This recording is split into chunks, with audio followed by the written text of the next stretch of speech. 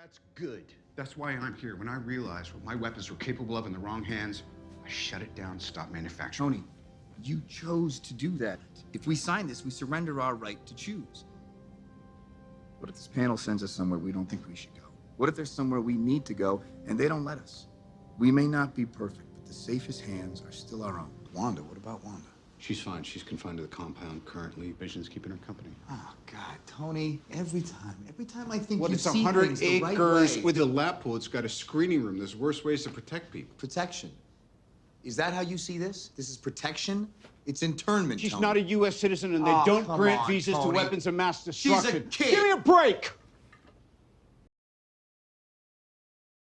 დღესდღეობით ჰოლივუდის ფილმების დაუწერელი კანონია, რომ სიუჟეტში უნდა არსებობდეს მოწინააღმდეგეთა ორი ბანაკი, რა თქმა უნდა საპირისპირო ინტერესებით და მოტივებით. როგორც წესი, ერთ-ერთი მათგანი კაცობრიობისთვის საჭირო და სასარგებლო საქმით არის დაკავებული, რაც გამორიცხავს პირადი სურვილების ფონზე ადამიანების საფრთხეში ჩაგდებას, ხოლო მეორე ბანაკის წარმომადგენლებისთვის, ანუ როგორც ჩვენ ვეძახით ბოროტმოქმედებისთვის, არ აქვს მნიშვნელობა არათუ ადამიანების სიკვდილსა და უდიდეს კატასტროფას, არამედ არც სხვა დანარჩენ მნიშვნელოვან ფაქტორებს.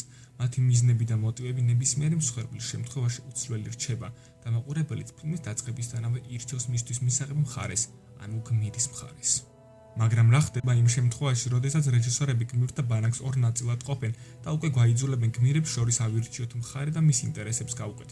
დღეს ამის ყველაზე ნათელი და აშკარა მაგალითი არის კაპიტანი ამერიკა სამოქალაქო ომი და ბეტმენი სუპერმენის წინააღმდეგ.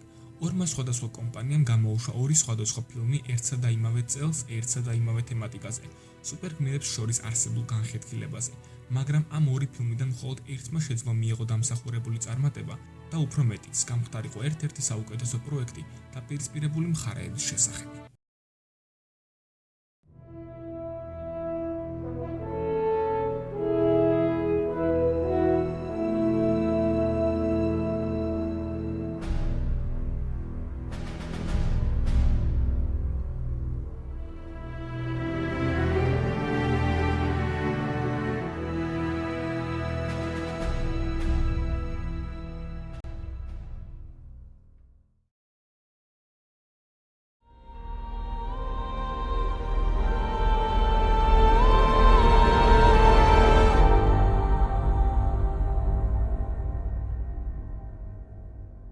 რა თქმა უნდა, ჩემი ეს პოზიცია არ შეურაცხყოფს ზაკ სნაიდერის ფილმს, რომელშიც ძალიან ბევრი საინტერესო სიმბოლო, დეტალი და მე ვიტყოდი, რომ ნათელი წერტილებიც არის.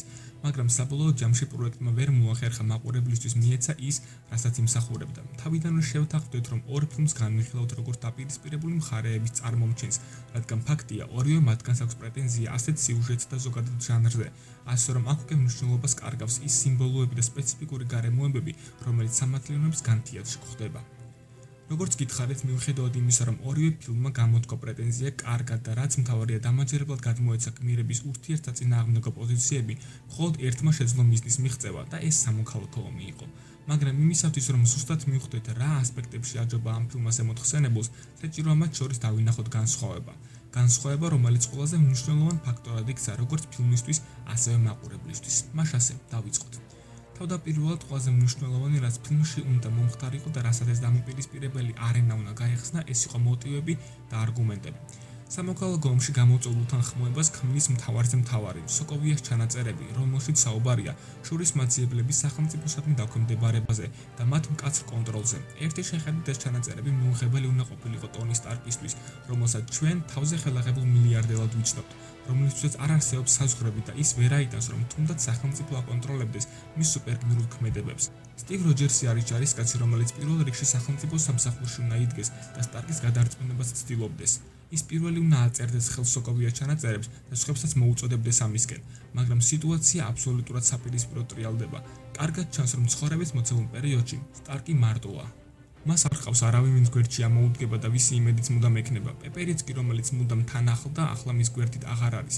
გარკვეული მიზეზების გამო და ახლა ტონის უწევს ყველაფრის ფასად შეინარჩუნოს შურის მაძიებლების გუნდი ისეთი სახით, როგორიც ის ახლა არის. შესაბამისად, საჭიროა მართვის სადავეების სათავეში მოექცეს და მთავარი სამოქმედო ბერკეტი ხელში ჰქონდეს. გარდა ამისა, გრძნობს პასუხისმგებლობას იმ ჩადენილის გამო, რაც შურის მაძიებლებს ბოროტმოქმედებად აქცევს. ამიტომ ის სახელმწიფოს გადაწყვეტილებას ეთანხმება და ჩანაწერებს ხელს აწერს. როჯერსის შემთხვევაში უფრო რთულად არის საქმე. მას საკუთარი თვალით აქვს ნანახი თუ როგორ შეიძლება ერთი შეხედვით ყველაზე დაცული და რთულად შესღწევადი თავდაცვის უდიდესი სისტემა შილდი იქნას ბოროტი ძალების, ანუ ჰიდრას მიერ დაპყრობილი. შესაბამისად, სტივის თვალში სახელმწიფო არ არის იმდენად სანდო, რომ მას დედამიწის მშვიდობის შემნარჩუნებელი გმირები დაექვემდებარონ. გარდა ამისა, კაპიტნისთვის ყველაზე მნიშვნელოვანია ხალხის თავისუფლება და ხელშეუხებლობა, ასე რომ ის მოსახლეობას თავისუფლებისკენ შეკრული ხელებით ვერ წარუძღება. როდესაც ხედავს, რომ მმართველთა ელიტარული წრის მსოფლმხედველობა მისთვის მიუღებელია, იწყებს მოქმედებას საკუთარი მორალებითა და პრინციპებით. მას ასე, ფილმის პირველ აქტში მკაფიოდ გამოიკვეთა, რის შესახებ აქვს დაპირისპირება დედამიწის უძლიერეს გმირებს. ალბათ დამეთანხმებით, რომ მათი ბრძოლა არ იმოქმედებდა მაყურებელზე, რომ არა პიროვნული მოტივები და ის ჩამოთვლილი მიზეზები, რომელზეც ზევით ვისაუბრე. ანუ ფილმი თავიდანვე ინდივიდუალურად გვაცნობს ორივე მხარის შეუთანხმებლობის მიზეზს, ამიტომაც მათ ყოველ მომდევნო ქმედებას უკვე ვიცით რა პერსპექტივით უნდა ვუყუროთ. ახლა გადავხედოთ რა გვაქვს სამართლიანობის ლიგაში. ფილმში ვხედავთ, რომ ფოლოდის კაცი მომხდარმა მოვლენებმა შეაშინა საზოგადოება. ამ მოვლენებმა სუპერმენის პერსონაჟი მათ სხვა თვალით დაანახა. ხალხის მხარეს კი პირველ ადგილს იკავებს ბრიუს ვეინი, რომელიც ასევე საფრთხედ აღიქვამს კრიპტონელ გმირს, რომელიც არ ექვემდებარება არავისა და არაფერს, არის ნგრევისა და კატასტროფის მომტანი და მოსახლეობისთვის საშიში. კლარკ კენტისთვის ბეტმენი მიუღებელი, რადგან ის გოთემში იქცევა როგორც მსაჯული და დამნაშავეების გამსამართლებელი. ამ მოტივაციას კი ფილმის შუაში ანაცვლებს ლექს ლუთორის შეთავაზება, რომელიც მართავს განთავისუფლების სანაცვლოდ ბეტმენის და სუპერმენის შერკინებას, შედეგად კი ბეტმენის სიკვდილს მოითხოვს. რეალურად ფილმში არ არსებობს კონკრეტული მაპირისპირებელი საკითხი, რომელიც პიროვნულ მოტივებზე დგას და რეალურად მაყურებელში ორაზროვან ფიქრებს ბადებს. ანუ მოკლედ რომ განვმარტოთ, სამართლიანობის განთიადში არ არსებობს ისეთი მნიშვნელოვანი უთანხმოების გამომწვევის საგანი, როგორც სამოქალაქო ომში სოკოვიას ჩანაწერებია. ლექს ლუთორის მთავარი მამოძრავებელი მოტივები თითქოს ერთი შეხედვით პიროვნულია, მაგრამ რეალურად ის ვერ მიდის ბარონ ზიმოს დონის პიროვნულობამდე. ლუთორს სუპერმენის მოკლა უნდა, რადგან ის საკუთარ ბავშვობას ახსენებს, როდესაც მამამისი უსამართლოდ ექცეოდა, მას ნაწილობრივ ტყუიდან შეშალა. რაც შეეხება ზიმოს, მისი ინტერესები მაყურებელისთვის გაცილებით რეალური, ბუნებრივი და ზუსტად აღსაქმელია. შურისმაძიებლებმა მისიის შესრულების დროს შემთხვევით მას ოჯახი მოუკლეს. ზიმო საკუთარი ძალებით ვერ შეძლებდა მათ დამარცხებას, ამიტომაც იყენებს ისეთ მიზეზს, რომელიც უშუალოდ ტონისა და სტივის პიროვნებებს ეხება. ერთი მხრივ ეს არის ბაკი და მეორე მხრივ ესენი არიან ტონის მშობლები. სამოქალაქო ომში ჩვენ რამდენჯერმე ვესწრებით და ვისმენთ იმ არგუმენტებს, რომლებსაც გმირები საკუთარი პოზიციების გასამართლებლად იყენებენ. ასეთი სცენები გვეხმარება უკეთ და რაც მთავარია ღრმად გავაანალიზოთ, თუ რაში მდგომარეობს წაყენებული პირობების რეალური დანიშნულება. Secretary Ross has a Congressional Medal of Honor, which is one more than you have. So let's say we agree to this thing. How long is it going to be before they LoJack us like a bunch of common criminals? 117 countries want to sign this. Process here. We need to be put in check. Whatever form that takes, I'm game. Stop manufacturing. Tony, you chose to do that. If we sign this, we surrender our right to choose. What if this panel sends us somewhere we don't think we should go? What if there's somewhere we need to go and they don't let us? We may not be perfect, but the safest hands are still our own. კიდევ ერთი მიზეზი თუ რატომ დგას სამოქალაქო ომის სამართლიანობის განთიადზე უფრო წინ, ეს არის თავად გმირებისა და მათ ირგვლივ არსებული პერსონაჟების ისტორია. სამოქალაქო ომში რეჟისორებმა ძალიან დიდი პასუხისმგებლობა აიღეს საკუთარ თავზე. მათ ჯერ კიდევ ახლად შემოყვანილი პერსონაჟებისთვის, ზოგი კი საერთოდ პირველად გამოჩენილი პერსონაჟისთვის უნდა შეერჩიათ სწორი მხარე, რომელიც მათი პიროვნული მოტივებისა და რეალური სურვილების წარმომჩენი იქნებოდა. ფილმში გამოჩნდა 10-ზე მეტი სუპერგმირი, ამიტომაც მათი გადანაწილება გუნდებში უნდა მომხდარიყო შესაბამისად. სემ ვილსონი ყოველთვის და ყველგან სტივ როჯერსის ერთგულია, ამიტომ მის გვერდით დგას. ვანდა მაქსიმოვი მოვლენათა ეპიცენტრში მდგომი პერსონაჟია, ამიტომაც ის ირჩევს იმ მხარეს, რომელთვის თავს მეტად უსაფრთხო და რაც მთავარია თავისუფლად გრძნობს. ანუ ისიც სტივის გუნდს უერთდება. რაც შეეხება ქორის თვალს, კაპიტანის თხოვნით ერევა საქმეში და თან მოჰყავს სკოტი, რომელიც უბრალოდ სტივის დიდი ფანია და მისთვის პატივია კაპიტანი ამერიკას ინტერესებისთვის ბრძოლა. თავად ბაკიზე ალბათ ზედმეტის თქმა არ ღირს, თუმცა ცოტა ხანში ამ პერსონაჟზე გვაქვს ერთი-ორი სიტყვა სათქმელი. რაც შეეხება ტონის გუნდს, როუდი მისთვის ისეთივე მეგობარია, როგორც სემი როჯერსისთვის. ვიჯენი სახელმწიფოს ინტერესებს პირადი ხელშეუხებლობისა და უსაფრთხოების გამო იცავს და ტონის გუნდში რჩება.